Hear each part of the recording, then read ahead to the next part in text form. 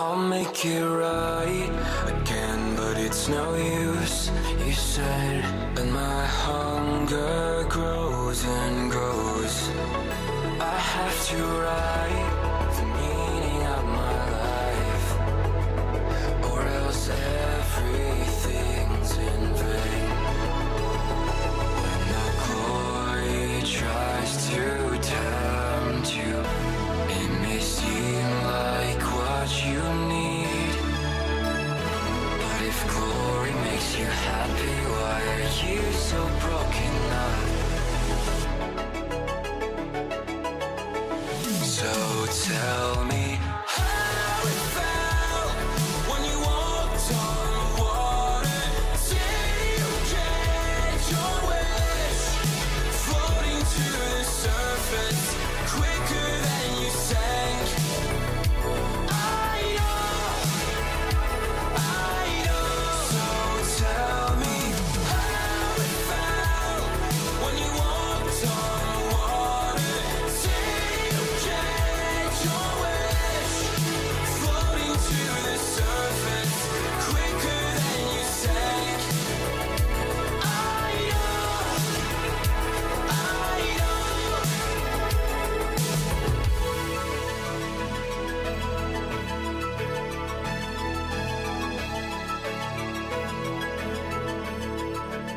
Don't say you lose just yet, get up and move ahead, and not only for yourself, 'cause that's your role, the work that stirs your soul.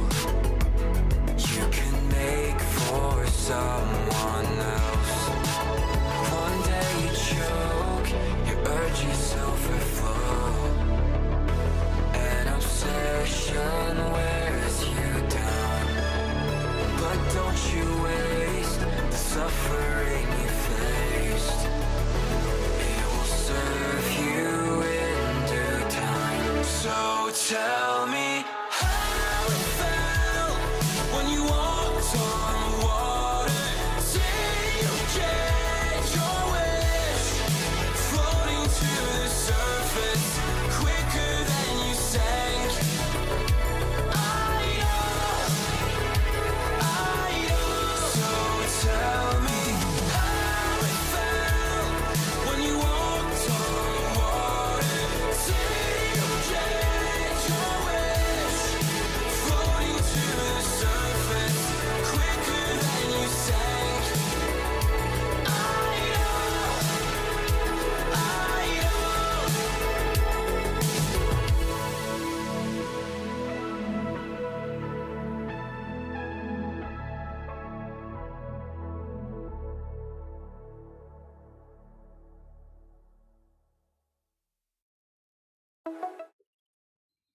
Hey, everybody. Happy Wednesday to you. Hope you all are having a wonderful evening and a great week so far. Welcome, of course, to Midnight Hatter Live, the weekly variety show where we talk Gundam, gaming, and Gunpla.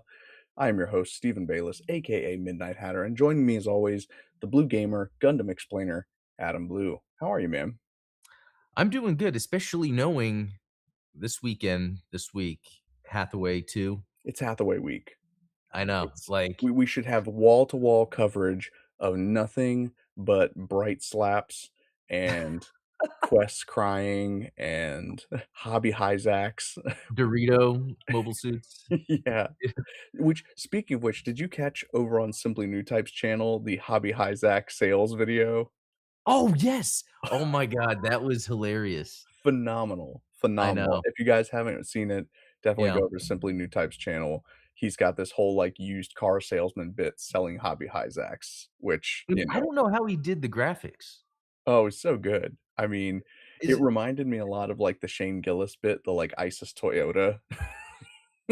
Oh, I don't think I've seen that, but that sounds great. I need to Oh, yeah. It's like, "Not that ISIS. I'm Bob ISIS. This is my Toyota dealership." oh, I think I have seen that. Okay, that's familiar. Yeah, yeah, that's funny. But yeah, and I saw you, did some Hathaway coverage as well this week, dropping the video with comparing the novel to the first film. Obviously, part Yeah. 1 of what's going to be part 2, I'm assuming is gonna come, like, next week or so? Yeah, I'll probably do that soon because it's interesting how, like, after the movie came out, I never bothered really looking into the first novel. Like, and I could've. I don't know why I didn't. Uh, I guess part of me thought it was gonna be completely different, and I didn't feel like clouding myself with novel lore if it didn't matter. Totally. But after doing the research, it's funny to find out that it's very faithful. It's good to know because, Yeah. I remember poking fun at the whole name, like, Sorcery of Witch Nymph Circe. I'm like, Oh, yeah. I'm like, "Well, that's a goofy name," and Yeah. then, I think it was someone in chat explained that it's, the name of, like, the ship or something like that. Um, A ship which in the second one? Yeah, yeah. Okay. Um Hmm. Which shout out to the chat. I see Alan Mitchell, I see Ultronymous, Oh, WD30th. Um, Good to see you guys. JamCalX, I am so happy to have you guys here because there's a lot of fun stuff to talk about this week. Hathaway included, of course. There's a little bit of Twitter drama. As there is there ever not Twitter drama? Let's be honest. no. There has to be something, and once people start getting bored of it, like, once a big outlet picks up on drama, then it's like, "Okay, what's the new drama?" It happened with video games. It was like people, went from hating on, like, Crimson Desert or what all that to, like, mixtape drama, like, it's insane. Which, like, that's a whole thing in itself, right? So, Yep. like, Because there is some truth underlying what people are angry about, but they're just directing it and describing it incorrectly. That's how I see Yeah, it. no, for sure. Like, after you and I talked about mixtape and I had no idea, like, the deep lore on it, I was like, "This Mhm. game just kinda looks, like, goofy." Like, to me, it's like, Yeah. but, um, what was interesting about it was, like, "Oh, this is, like, some kind of deep conspiracy involving, like, billionaires and, industry plants and stuff like that," and I'm like, I mean, it doesn't Part of it surprise me. is, like, and that's the thing, like, there's almost no problem with that. If in a way it's like, "Hey, we have the reach to get this game out there." But this kinda goes back to, oh, what was I talking about before with the same concept? Oh, it's on the tip of my tongue. Tencent and, like, the Game Awards and High Yes. Guard. It's like Tencent's Mhm. backing High Guard. We'll have Jeff Keighley at the Game Awards announce High. No one really cares about that. Mixtape is the same way. I don't think it deserves the hate it's getting, but it also is getting a very odd amount of praise, but it is published by one of the richest people in the world or, Larry Ellison's daughter, which Yeah. they come out with these very artsy, and this is okay too, agenda driven games. Like, there's nothing wrong with that on its own, but I feel like what the average gamer then is feeling online is like, "This is odd. This is," and it is because it's not as genuine Oh, as. 100%. Yeah. But you know what's interesting is, I think there was a huge list of, like, nepo babies in Hollywood that either A, downplayed their relationships in order to be more independent. People like Nicolas Cage, like, obviously a Coppola, Yeah. that's a nepo baby. But we would never call him a nepo baby because he has carved out a niche for himself as an actor Right. that's apart from that. So, like, I don't think Good that there's example. necessarily anything wrong with nepotism Right. in and of itself, right? However, when you're going to, like, represent yourself as, like, an indie game, I can understand why consumers might feel misled, where it's like, it's kinda like, have you seen how there's all these brands that are getting, like, bought up by, like, private equity or big companies where Oh, it's like yeah. Right. oh, Dr. Squatch soaps, like, "Oh, those used to be, like, real authentic, like, cold pressed bar soaps." And then they get bought by Procter& and Gamble, and it's the same slop as everything else. Oh, is that a true example? Like a Oh, real yeah. example? Oh, There's interesting. another brand, a Mexican food brand called Siete. They make, like I think they actually started off in, like, gluten-free Mexican products. Correct me if I'm wrong, but, like, I'm pretty sure that they did, like, gluten-free chips, gluten-free tortillas, that type of thing. So Siete was this, like, it Hmm. was this niche brand.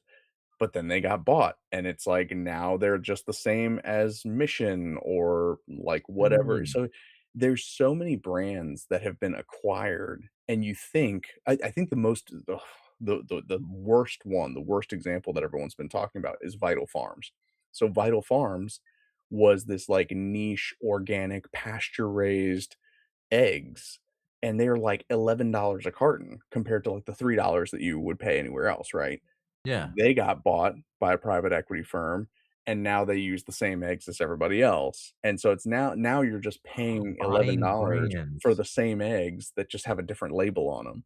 Which that is where something like Mixtape, when you feel like, "Wait a second, I thought that I was supporting, like, a small indie team," like, Yeah, and then you realize that there's this huge astroturfed backing behind it. It's not it can affect your perception of it in an unfair way. I think that yeah. if it had just come out and it's like, you know, either Right. A Like Dispatch, because it's yeah, kind of a similar game.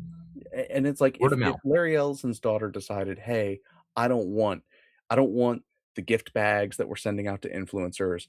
I don't want to, like, flood the market with all this hype in order Right. to, like, promote my game. I want it to stand on its own merit." That would be one thing. Or Yeah. the alternative is, "This is my project. Yes, I'm wealthy beyond all measure, but I think you're gonna like it anyway." I think that either one of those options would have been acceptable, but the in between is what is triggering people. Yeah. That you put it very well. And it's like almost like, it's what I'm thinking, but you do a very good job sometimes of explaining these concepts. So, yeah. It's a very interesting thing because I think it goes down to feeling and emotion. A lot of times that's hard to pinpoint, Always. you know? Always. It's always feeling and emotion. Come on. Let's But the other thing, and we might have already talked about this, like, I played some of it and, like, I love the way it looks, but it's Oh, the art not a style's game. great. I mean, Yeah. it really nails that art style, right? Like Yep. that But hand you know, it reminds me a lot of the, Supergiant games, like, you know, the Hades and oh, yeah, that's Transistor. right, because it It's it got almost that looks like, same, aesthetic to it. yeah. No, that's right, like that cartoon, like, almost like it could have been a Disney cartoon or Saturday morning cartoon, the way it's drawn. So, yeah, that's the thing. It's like I don't wanna hate on it, but I kinda get, and I wish we could take that energy and direct it something else. Yeah, making our own game, that's what we gotta do. Exactly, which Which we're gonna get to in due time. In due oh, time, we're gonna talk about some game dev stuff because I'm excited to share some updates with you. But yeah, first, I wanna talk about this other news that came out, this X drama. Let me just share this tweet. I was looking for the original tweet because obviously, it's got the numbers for us to look at. But I quote tweeted this. Well, I didn't quote tweet it, I screenshotted it because I really hate giving engagement to trolls. good call, and you're So not doing the quote thing to where it tags them, it's like you're meta signaling. exactly. Which I encourage people to do that to me because, like, Oh, you wanna get if I have an absolute coal take on Twitter, do not give me any ad revenue money for it. Like, please, that's not that's not what we're here for. So, SSSSSSSRW posted the 2026 fiscal year, sales for Bandai Namco, and wouldn't you know it, they blew everything out of the water. Huh, that's crazy. It's been the biggest year ever for Bandai Namco. I don't suppose that that had anything to do with the fact that there was this massive card game that came out that was sold out in every single store, that retailers were charging double or even triple MSRP for. I don't think that had anything to do with these numbers, right? Couldn't possibly. No, it was definitely down to GQuacks, Hathaway, and G-Gen Eternal, which I played the heck out of G-Gen Eternal. I Yeah, stopped. Like, I've completely fallen off that game. Um, and there was nothing Hathaway that came out last year. So what are we talking about here? yeah, You could argue maybe GQuacks drove some model kit sales, but that's when you come in here with the dumb takes. This person, um, watch as the goalposts shift from "GQuacks isn't popular and no one buys the kits" to "just because it's popular doesn't mean it's good." I think that you and I have lamented several times on this show that I actually regret that it is popular, and I saw how popular it was because it was scratching everybody's nostalgia boners, speaking of mixtape. Yeah, Um, and I was like, "It's but there's no substance there." It's like yeah, all nostalgia, no substance. "Hey, 'member Psycho Gundam? Hey, 'member Hammurabi? Hey," like, it was all just member berries, the whole thing, and you never yeah, got any character development for Neon, Shuji, or Machu. So, yeah. yes, G-Quux still sucks. Like, absolutely, Which and nobody this is that classic Twitter thing of, I'm gonna make up a person that doesn't exist and then get angry at them and Oh, yeah. strawman them, That's it's like, right. They've heard that comment sometime once a year ago, and then that just hurt them. no, because nobody has any legitimate criticism for G-Quux. And so my response to this person, because they follow it up with like, "Hey, if this hit tweet takes off, remember that the proper watch order for Gundam is Origin, Thunderbolt, the Zeta movies, skip Double Zeta, and go to Unicorn." Oh, yeah, that you know what? I wanna say I might have saw this tweet because I saw someone reply with, "I told everyone, but no one believed me that G-Quux would be popular," or something like that, and it's like, "What are you talking about? Who are these people?" It's another one of those, uh Nobody thought that G-Quux either A, wouldn't be popular, or B, wasn't popular because everyone was riding Studio Kara. They were like, Yeah. "Oh my gosh, we love Evangelion. Oh, we love Anno. Anno's gonna make his own Gundam. It's gonna be fantastic." Like, yeah, it was the worst thing ever. Like, even I was super excited about it when it was coming out because I was like, "Hey, another UC entry. This is awesome." And then 3 episodes in, I was let down by the fact that it Oh, was just a bunch of, like, fan and service, yeah, and not because it even was doing good that fan service. right, because it would do that thing where it would we saw what was from the movie, which was pretty neat, but then the show started, and then it was showing the movie, like, after a few episodes, and it was like, "Okay, what's going on here? Is this really all it is?" And yeah, it was all it was. You know It's what? Another thing to that real quick is so I like the Metal Robot Spirits line, and so I've yeah, been kind of I'm always eyeing the prices, but the prices for the G-Quux Metal Robot Spirits were 200 plus. They're now you can get some for under 100. There's like 4 of them maybe, the man. G-Fred, the Red Well, you know what you the should do? You what? should do what Ethan Van Sciver did with all of those Rose Tico toys during the Last Jedi Fallout, and just start buying up G-Quux toys and cutting their heads off, like, Oh my god. Oh, just no, I just would a have full toxic YouTube creator. oh, no. Oh, no. Yeah, that's hilarious. The cost of that to buy all these Yeah, metal that's robot not quite the spirits same as a Rose Tico that's, like, in the $1.50 bin at Walmart, like, it's exactly. still $60 for a And I had one of those, it's funny. Um, hmm. Is it still in the box? No, I open all of my and but I keep the boxes. It's funny, Okay, I have fair. a playbook binder. Is it a playbook? Yeah, a playbill, from, when you go watch plays. Yeah. Because they're the exact same size as the card backs for the vintage collection, so I just have 2 binders full of the card backs.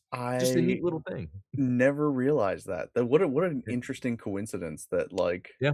playbills the same size as Kenner boxes. Yeah, I know, just a neat little I would call that a coffee table book.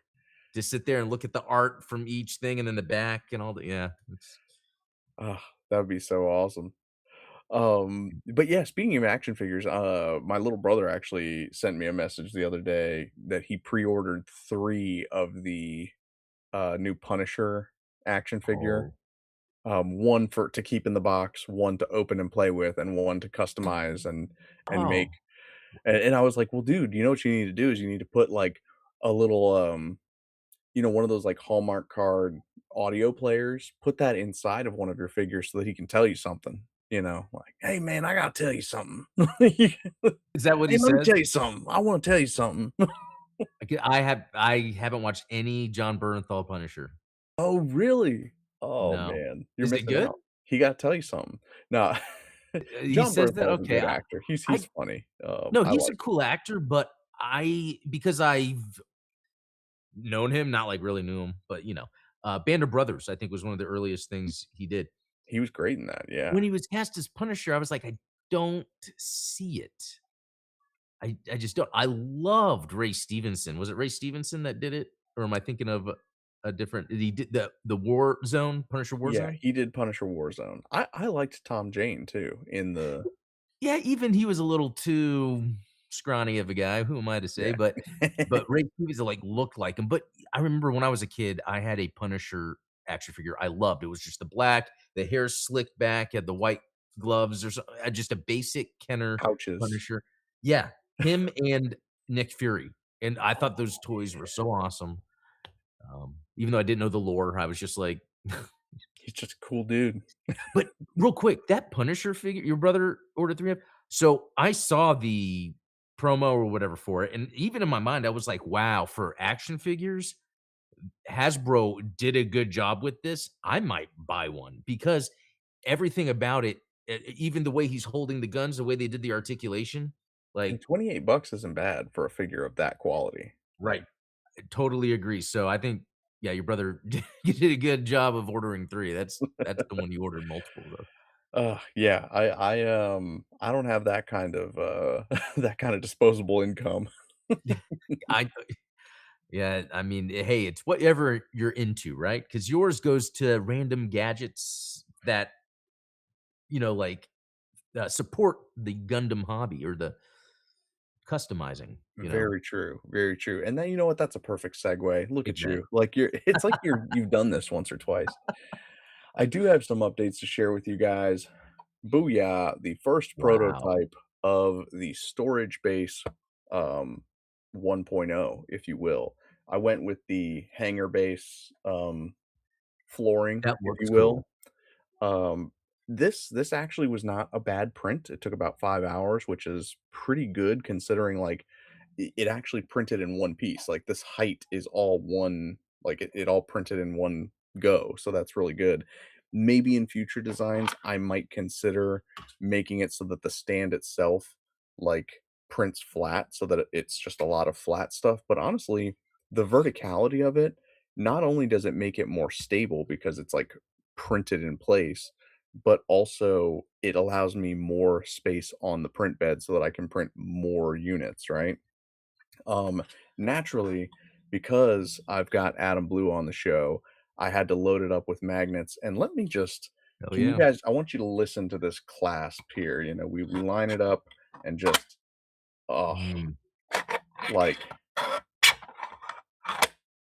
yeah, that, that, Dude, just that like the deck magnetic, box. so good. So 10 magnets in this bad boy. It slides open just like that. And honestly, there's a few things that I need to change about it. Let's be honest. Hmm. One of the first things that I would change is I think that we need a little bit more structural support in the top here. For one thing, I already broke one of the fins that Oh, holds the model kit in place. Um, but this is actually one of the coolest features is like, you can put the kit on and you can actually open the base without removing the kit from it. So, you've got some flexibility there where you can grab your accessories and go. It was that a high holds grade, by the way? yeah, that was a high grade Hyakushiki. That's cool. Um, Little Zeta beam rifle here fits in pretty nicely. I don't think it's gonna be large enough to fit our big old, Oh, yeah, it's not gonna fit the Hyper Mega Launcher. Sorry, guys. that's We'll have to alright. It come can out only with a go separate so accessory that does that. yeah. But I mean, I think it's pretty cool how much you can fit in here, and it still kind of just holds it all in. Let me pop our top back on here. Holds on pretty well. Wow. Um, let's see, what are the other features that we have built in here? I think I mentioned that I designed this rather selfishly in such a way that in the top, you might notice that there's a cavity that runs down the length of the shaft, the staff, whatever you want to call this, the center post, the mast. So if you are inclined to put some electronics in your Gunpla, you just thread some wires down here and they will pop right out of the bottom. and so you can put a battery pack down here, you can put if you're feeling really crazy, you can put a Raspberry Pi, and it Huh, fits that's pretty cool. nicely in there, and so you seal it up, you've got all the stuff you need to have a fully electronics ready, um, little unit here. Nice. I'm really happy with how this turned out. Like I said, there's a couple of tweaks that I need to make. One is reinforcing the top. The other is there was a little bit of a print failure here in the top where like the angle of the lid is just a little too shallow, and so you can kind of see the Mm. magnets peeking through a little bit. Oh, Not interesting. ideal. What were the other things that I noticed about it earlier? Well, oh, I do have to share with you guys the print failure because this thing failed within the first like 2 minutes of printing. Let me share with you this photo that I took mid-print. Um, so I don't know if you can see it, but well, you can definitely see the terrible fraying that's going on there. But I have, like, an oily, nasty fingerprint smudge on my print bed, and so it messed up the bed adhesion for that first Oh, layer. I designed it to have these support layers in it so that it's not just kind of empty, like, it's got some body there, it's a little bit stronger than if I had just printed it, like, concave, yeah. but yeah, I either need to clean my print bed or use a textured print bed that is not going to fray and come apart like that, but Yeah, that's interesting. even that said, like, it's still the top of it looks fantastic, and even Yeah. what I really like about it, I didn't even intend for this, but the design of the hanger, um, it something to do with the support settings that I have and, like, the infill settings, it almost looks and I don't know if this is gonna show up on camera, but it's like it looks like it's pre-weathered, like it like Yeah, that's interesting. Yeah, I was curious. I didn't know if you had, like, painted it or something, but no, the only thing I did to this was glue the magnets in, yeah. and of course, like, you know, the it slides right in over the center post there where we've got our supports built in. I think that those were really the only major structural concerns were the fact that we had like that broken fin up here. So we definitely Mhm. want to bulk that up and make it more supportive and then redesigning the lid slightly. So this is going to go up on the shop here probably in the next few days. Everything Okay. else about it I think looks great. Yeah. I can already tell for, like, robot spirits, all the hands, all the effect parts, the thruster parts, the accessories, they would fit in that. Exactly. Like, I mean, you can fit so much kibble, Mm. all the different parts, and honestly, even things like, so we've got our handy dandy Titans Mark II here. Even things like shields and, like, larger components can go in there. I mean, I'm curious about, like, what the maximum capacity of this thing truly is. Here, we got a Zaku backpack. What else can we fit in there? I'm just gonna grab random things off my desk. We've got the Raspberry Pi. Yeah, there you go. Um, What about the cat? Is the cat ooh, around? yeah, where are you, Sammy? Sinanju pin. Oh, that's Shout out cool. to, Richie. Yeah, Um, beautiful. I that is mean, cool. seals up really nicely and holds Doesn't together really nicely too. It's like wow. and honestly, I considered going with fewer magnets. I think that this is Good. the ideal number Oh, of magnets to go with this on this guy. it something else came to mind, those, certain mobile suits that have, like, alternate parts, like, Exam, Hades, and so then there's those extra pieces, Yeah, like beam saber blades. I mean, I mhm. don't know about you, but I'm sitting on dozens of these little. Yep, that's right. Yeah, there's a lot of cool stuff that can be done with this, and I'm glad that you mentioned that in regard to action figures because you know if my brother is watching, and I don't think he is because you He know doesn't care about Gundam. yeah, hey, if you need storage for your Frank Castle accessories, I got you covered, brother. That's cool. Yeah, he'll need the weapon rack, which I think is one of your future Yes, we are things. definitely gonna do a weapon rack. I definitely want some more, like, structural terrain pieces that we can print out there, so, Ultronymous had some great suggestions about, like, you know, like Arctic terrain and like forest Oh, jungle yeah. type terrain, different types of terrain that you don't typically see in action bases because everybody's got a hangar base. Like that's kind of boring. Right. Um, but heck, even if you're feeling mini and micro, maybe you pop your blockies up on. Oh, does it? Oh, there you go. There we go. Wow. Um, Now this is Yeah. like the Galaxy version, Optimus Prime, Have but you seen the other blockies? Like, now they're coming out with Star Wars ones, and yeah, dude, they look it's nuts. great. They're fantastic. The posability on the Blockies figures is so, so good. Um, It's almost like beating Bandai at their own game. Like, if they continue in this path, that's what's happening, you know? it's, like, definitely one of the markets that Bandai left behind when they migrated high grades into a more, like, collector grade Gunpla, because high grades used to be, 10, $15, and they were much less Mhm. detailed. The posability was okay, not great, like, they were designed to be, like, the budget kits, right? Well, now most high grades are like $30 and up. And it's cool because we do get some fantastic kits out of it. Like the whole Witch from Mercury line, everything I've built from that Yeah. line has been awesome. So Yep. like I'm not going to complain about it. But at the same time, they kind of left behind that like budget model kit market. And the entry grade just isn't quite hitting it. You know what I mean? Well, and I don't know if you saw this, but it seems like they're coming out with I just realized this. Have you seen that new line? I've seen the RX-78 and the Seed. I just saw the pictures today. I totally No.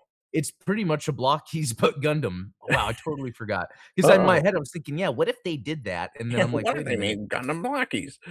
And then, oh, man, Oh, is it if the, anyone Block Cross? no, No? something that's not out yet, which the block Oh, cross is not it's not no.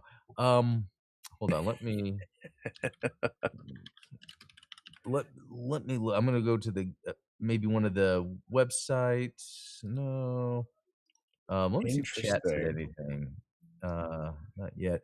But yeah, I don't wanna delay anything, but yeah, so maybe I'll have it prepared for tomorrow, but it's pretty much you could tell there's, like, the inner legs is, like, hollow, but it has, like, the line of, the structural so it's, like, where part of it is hollow, so it's cheaper, but it's fully articulated, Yeah. and yeah, Honestly, if they that's just expanded the G-frame line, that would be enough because the G-frame line is fantastic. yeah, and you know what? Those were available a lot. I would see those a lot in stores when I first got into Gundam, but I don't anymore, and maybe that's a mistake on their part to not have them as readily available. Because yeah, I think those Yeah. things are good. Um, Yeah, but yeah, there's total missed opportunity there. And, maybe it's not sometimes just because there's an opportunity in the market doesn't necessarily mean that like you should be the one to fill it. But I think that you're right. It's like Blockies came in and they said like, all right, we're gonna be the budget, slightly deformed, not super deformed, but slightly right. deformed model kit line.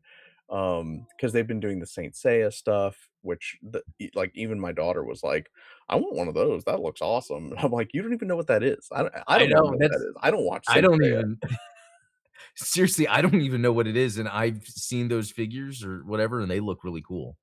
Yeah. Um, So, shout out to yeah. Blockies. You guys are doing something right. Yeah. Oh, man, now I gotta but anyway, I don't wanna distract. Not at all. I mean, Right. this is exactly what we're here for.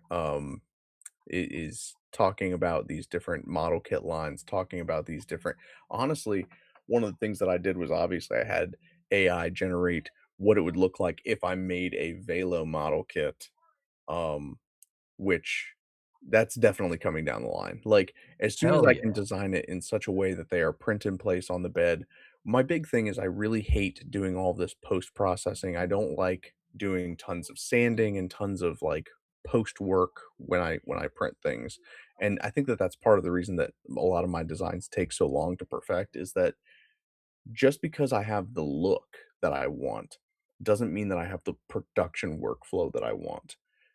Like, I could print anything on the resin printer, you guys know this, like, if I wanted to print, like, a super highly detailed miniature, like, I can design that, it looks great, but then, A, it's not articulated, B, I have to do all this extra sanding, I have to do all the IPA wash, I have to do this, that totally defeats the purpose to me. It's like, I want something that is bespoke, that, like, as soon as it comes out of the printer, it's ready to rock, and, we can do something fun.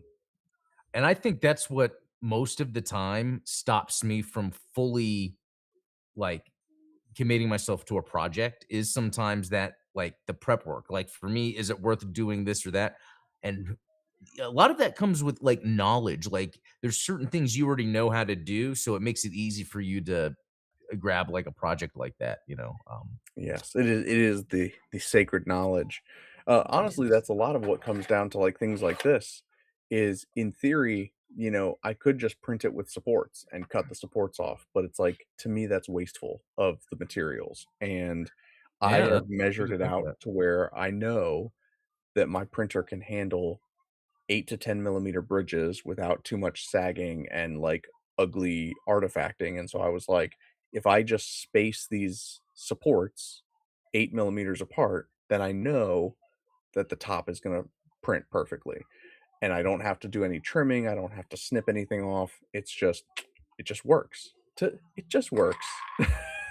Well, also the experience from building those deck boxes. Yeah, the deck boxes too. I mean, there was a lot of, trial and error with that.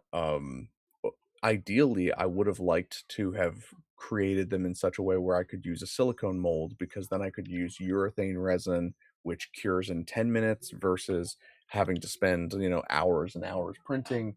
Um, but I think that the final product of these guys, and even like, I just to let you guys know, like, I obsess about these details a lot, to the point where the stock print bed that comes with the Cobra X is a textured print bed. It's got kind of like a rough, you know, um it kinda feels like a, PlayStation Oh, controller the, thumbstick. analog Yeah, thumbstick, the dog nose the thing, dog right? nose, exactly. It's got that Yeah. dog nose texture to it, which is fantastic if you want successful prints because it sticks to the bed, like, when you print on it, like, you don't have to it just sticks, and so you know that you're always gonna get a successful print.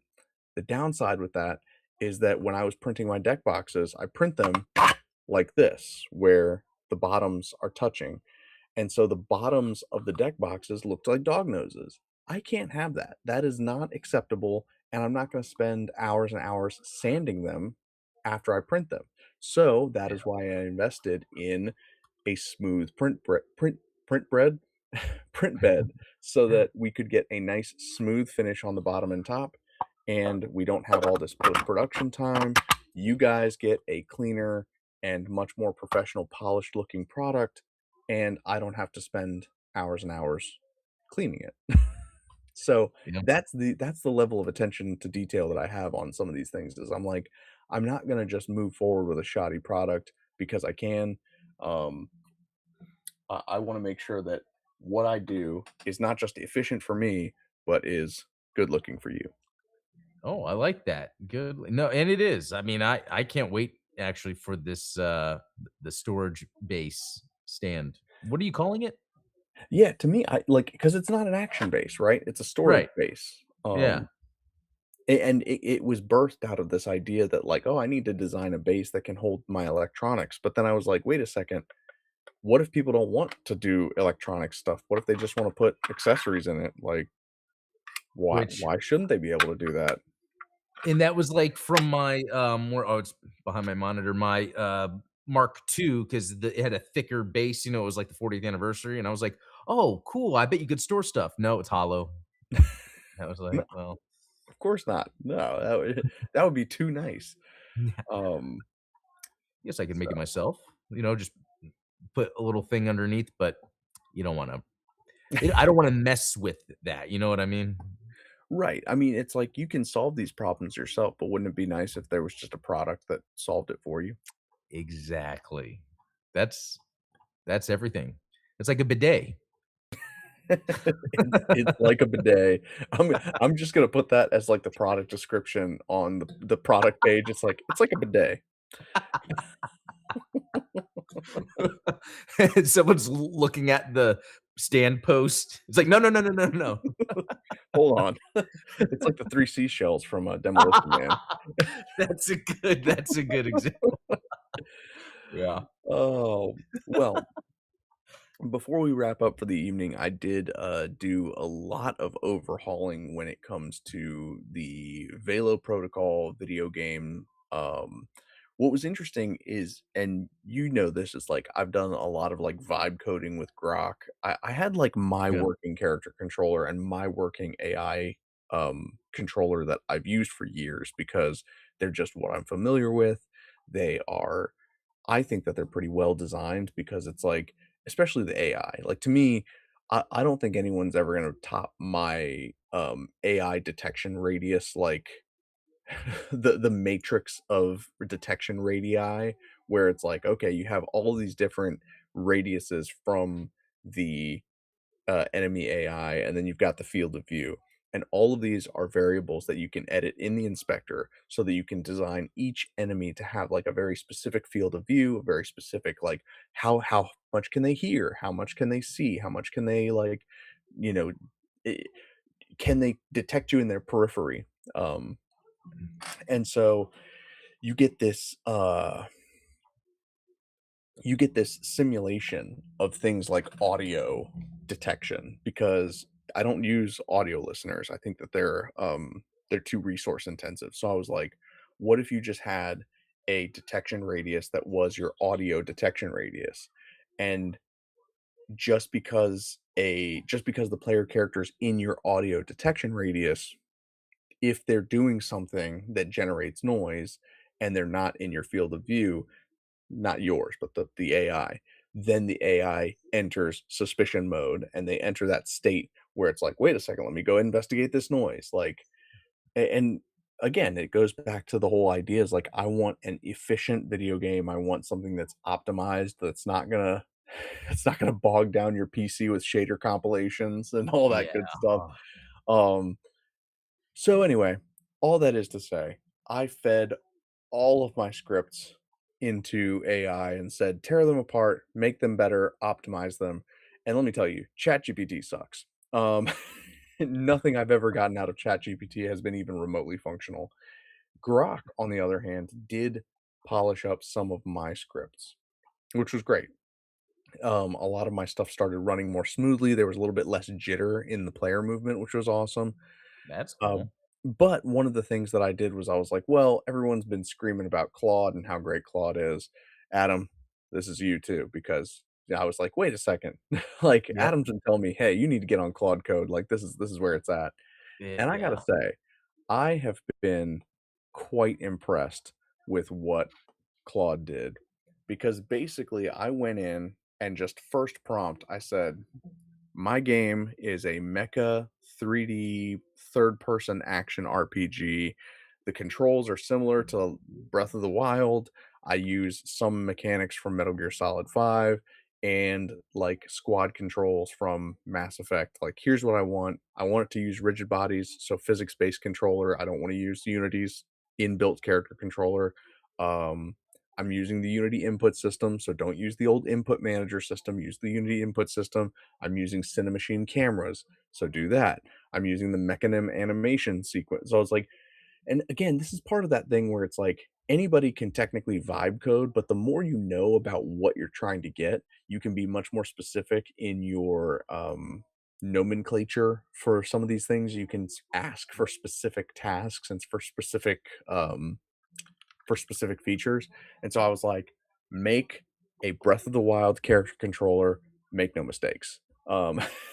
And I got to tell you, it came up with this heavily commented, fantastic script. You can see Okay. in here it's got all these notes about dependencies. Hey, make sure that you have Unity input system installed. Make sure that you have Cinemachine installed. Here is the input actions that you need to create and what you need to map them to on your controller.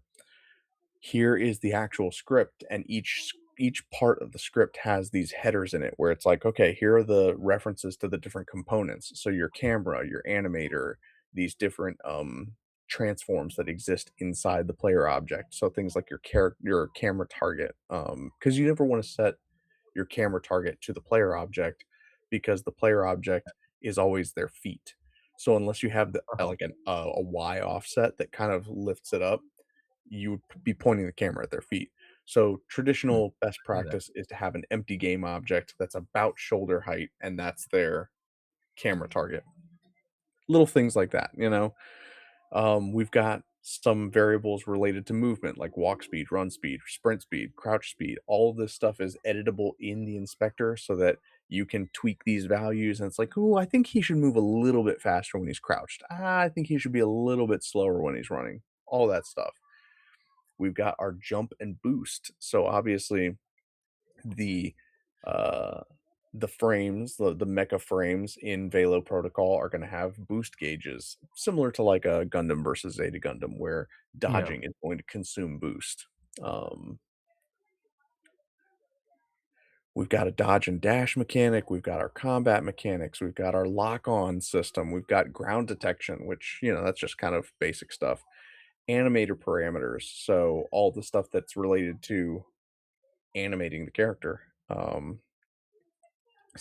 Special like Unity events related to the ally commands and gameplay events.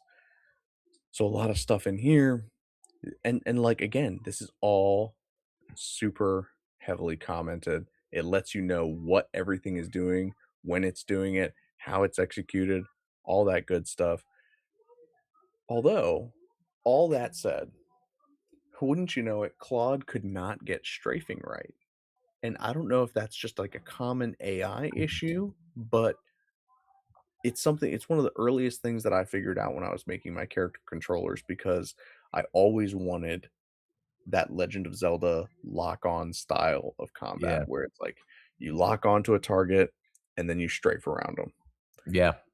Um, it seems like it's something we kind of take for granted nowadays, Is that the but first game to do that?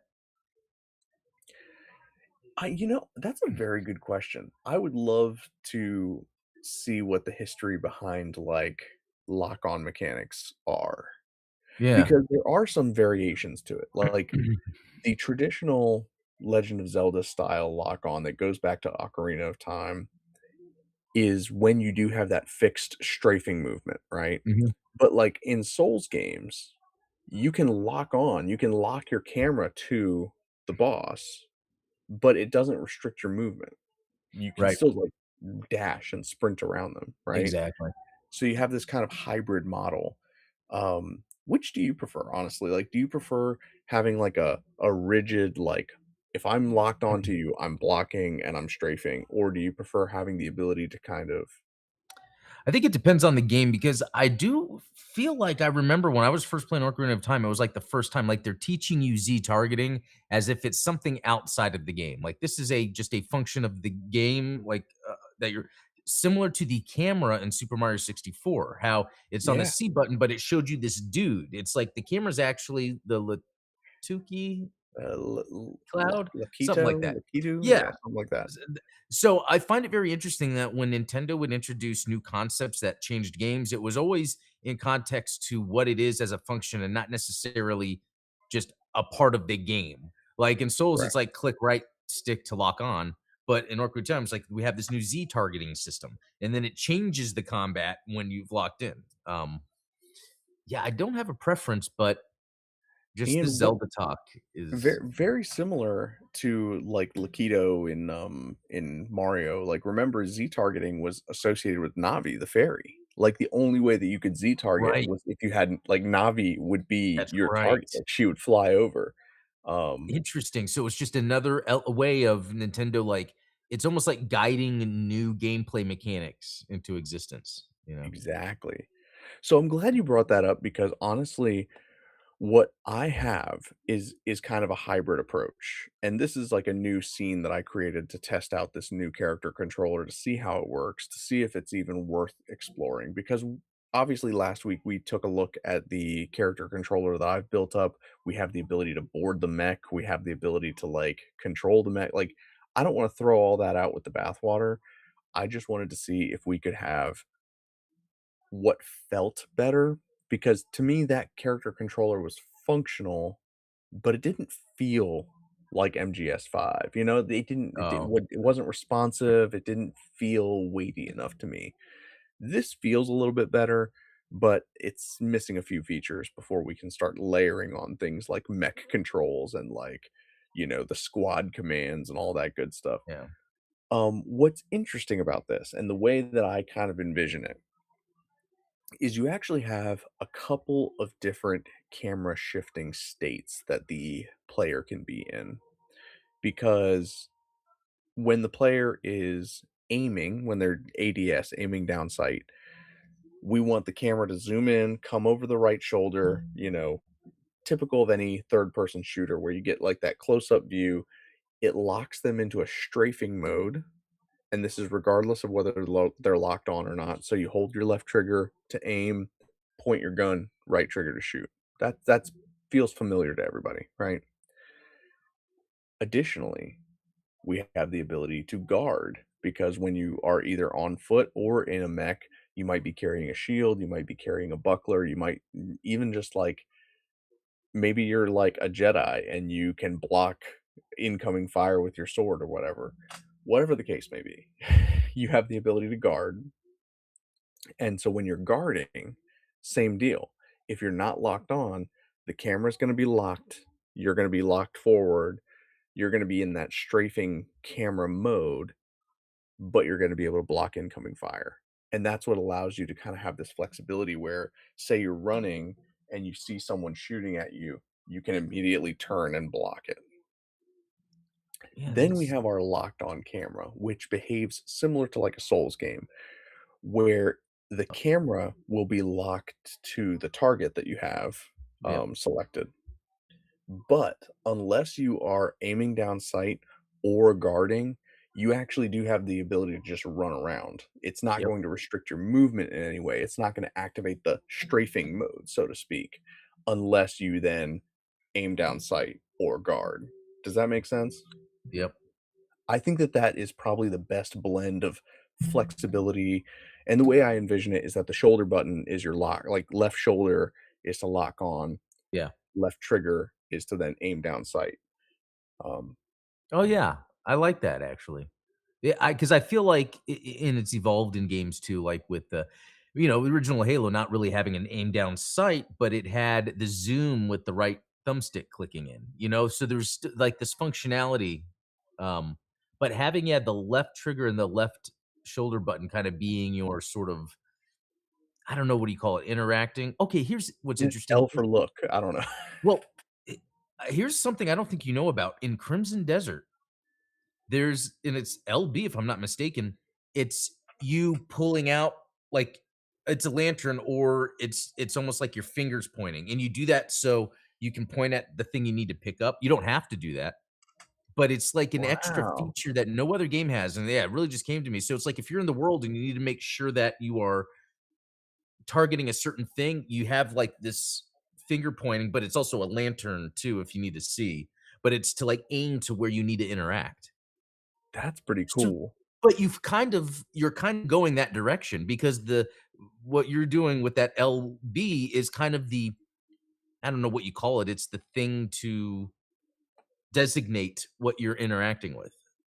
Exactly, and it is going to relate to your squad commands because squad commands are gonna be handled via the D-pad. There is actually a tactical pause. I'm a big fan of tactical pause in games. What I That's don't wanna make it so that it's a permanent pause. I wanna make it like it's a good. slowdown, right? Oh, So when yeah. you hold the Yeah. right bumper, it's gonna slow the game down to, like, 2 frames per second instead of, 30. Default is 30, like, you could run it at 60 if you want. But Yeah. anyway, the idea is it slows down the gameplay so that then you can look around, assign your wingmen to attack certain things, set up special abilities, whatever you want. Like, that's gonna be like the tactical pause menu. But when you wanna just issue quick orders, that's gonna be done via the D-pad. And so the way I envision it is forward commands both of your allies to either go to a point that you're pointing to or attack the target that you're pointing at. Left assigns wingman 1 to either go to a point or attack your Mm. target, and then right is wingman 2, attack your target or go to a point. And then down on the D-pad is recall everybody to you in, like, defensive position. So it gives you this flexibility where it's like, okay, if I lock on to this target, hit left bumper to lock on, forward on the D-pad, I know that all my allies are going to go to him. Unlock, turn over here, lock onto this person, and then you can kind of use your AI more efficiently. That is cool. I That's so how, like, I really yeah. want to, like, make the AI not suck like it does in 0081. Yeah. Yeah, put an emphasis because anytime you read about AI partners that help you, like the new Aliens Fire Team was it Fire Teams, that's coming out, it's part 2. The complaint with the first one is it wasn't fun to play with the AI because they were stupid. So I really do think what would take a game over the edge is people going, "No, it's fun to play if you need to by yourself because the AI is awesome." You never hear that, you know? You really do. Like, I've never heard anybody say, like, "Oh, man, the AI is your NPC allies are freaking sweet." Like, I know. It's nope. um, but yeah, so that's where we're at with this. I do think that we're almost there with the strafing behavior. I can show you guys where it's at right now. The animations aren't hooked up yet because I was kind of fooling around with it and I was using this blue cube as kind of a reference point because I couldn't tell if the strafing was working or not. So Oh, like the yeah. standard movement is working fine. The jump works fine. That's all good. But yeah, the strafing itself is like, when I hit the aim down sight button and I move side to side, you can see that there's like this weird camera jitter where like instead of just moving sideways, the character starts to rotate. We don't want Yeah. that. That's that's the bad news bears. And that's what you're working um, on right now, right? but isn't it interesting? We're just complaining about video game AI, and the AI that's trying to help me write this script is also doing a bad job. I know, that's what I'm saying, it's really there's still that human interaction at a very You core gotta level. you gotta have something in there Yeah. that's um And if the but human before doesn't we know what they're go, doing, then it doesn't matter, you know what I mean? Like right, yeah, and again, that's where I've always said that, like, a lot of this AI development, it's not gonna take somebody who doesn't know what they're doing and make them into a decent game developer. It's gonna take someone like me who's like, "Eh, okay," and allow them to execute on a higher yeah, level. At least that's what I'm hoping. I Um, believe it. I did, generate a few more videos that I think are gonna be interesting to do here. Let's see. So, like, obviously, I've been trying to get, like, um, really good video clips of some of these mecha. Oh, This one I thought was cool just because it showed the scope of the sniper yeah, rifle. dude, that was cool. It's goofy because the sniper rifle is, like, bent, Yeah, which but was dumb. so Typical was the AI. RX-78 too in the original animation. You know what? Exactly. Nobody gave, Yoshikazu a hard time. So I did generate an alternative version, which I think is a little bit cleaner looking. Oh, cool. Um, so I'm getting some really good footage out of these, as I'm going through here. I've got another battle sequence here, again featuring a lot of the new frames that are gonna be out in season 2 of the game. Um, again, it was a little too heavily Gundam coded there, Yeah, um, but, but this that's version's a sick. lot better. Wow. And are you Uh still using Firefly? The Yeah, these are all, still using Firefly. I even did some character animations. So, for instance, um, Zevra introducing Baku, who is like the Lubu analog in my story. He's like probably the most fearsome pilot, around. He essentially is like her little, like, bodyguard that basically Mm. tears everybody apart. Um, we've got a couple of variants of the Lumiva Oh, that's cool. mechas. And are you using the Firefly model, or are you choosing a different model? So I've played with a couple of different ones, like the Kling model, Ray. Sora still does work occasionally, and it still does the Not best for me. generations. Unfortunately, Sora was discontinued this month, and the Mm. API is going to be discontinued in September. Oh, So I got to get out of it everything that I possibly can. Um, because I tried making something yesterday, the Gundam cart thing, yeah. and it just looked bad. Oh Oh, man. but that's cool. These guys came out great. Like we had this team launch sequence. That's cool. Wait, I like how they Um, launch. I don't think I've seen that before, where the mobile suit will jump and then the jet engines go, instead of just like a liftoff or, you know, I that's thought that cool. that was a nice touch where it wasn't just like going on a catapult ramp. Yeah.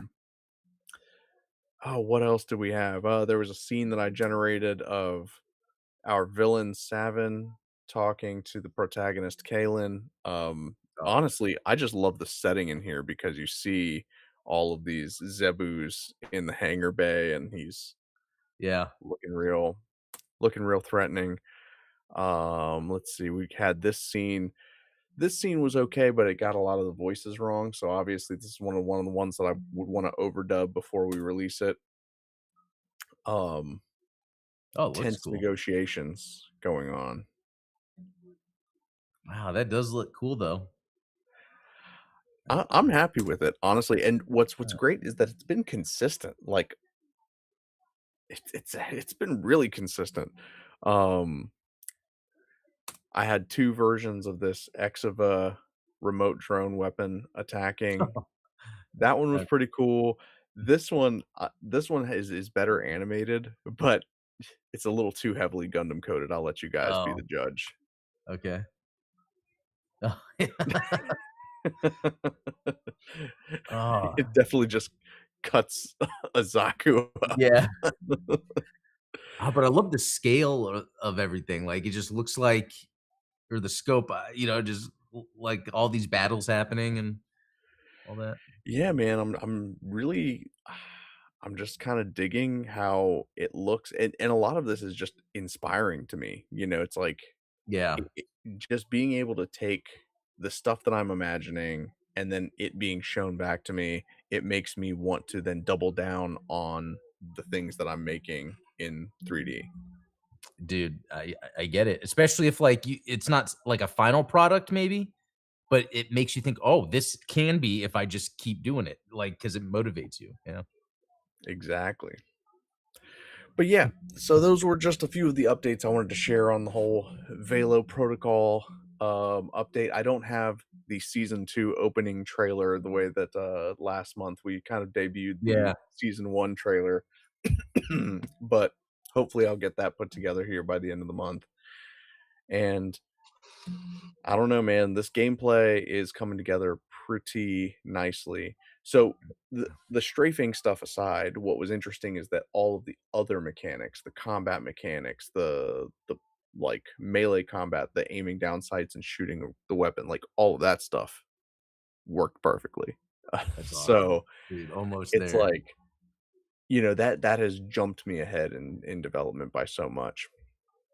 But yeah, Awesome.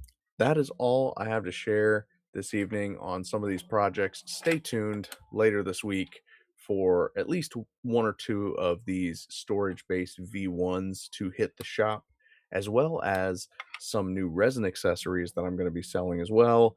Those will probably end up being available for free to download as STLs for the Patreon members in June. Um, I'm excited to share that stuff with you guys as well. Until then, definitely go check out Adam's video about Hathaway. And if you haven't gotten your Hathaway tickets yet, I think Mm. isn't it just like GundamHathawayTickets.com? Yeah, exactly. Yeah, that's funny. Yeah, let's go see that movie this weekend so that we can Hell talk yeah. about it next week, Hell yeah. and and maybe we'll badmouth it as much as G Quicks. I don't know. I wonder. I wonder. Yeah, Until next time, remember we've got the Gundam Explained show tomorrow, that's both right. in the morning and at night. It's a whole day of Yep, Gundam Explained. I So know. hit More. Gundam Explained in the morning, 9 a.m. Eastern, 8 a.m. Central, for the morning show, and then catch us live at 8 p.m. Eastern, 7 p.m. Central. That's right. Good job. You know, you do this for a couple years. I think we're on like Right. our 230th something I show. know. Collectively for something. We've gotta do something special for one of our show anniversaries, like, I I know. think for 250 on mine, I'll definitely do a giveaway, I'll probably be just giving away some of this product, like, give away a Gunpla Oh, stand, good some of these idea. Gunpla accessories that I'm printing out for you guys, stay tuned for that. Thank you guys so much, hope you all have a great evening, and we will catch you tomorrow. Yeah, see Cheers. y'all.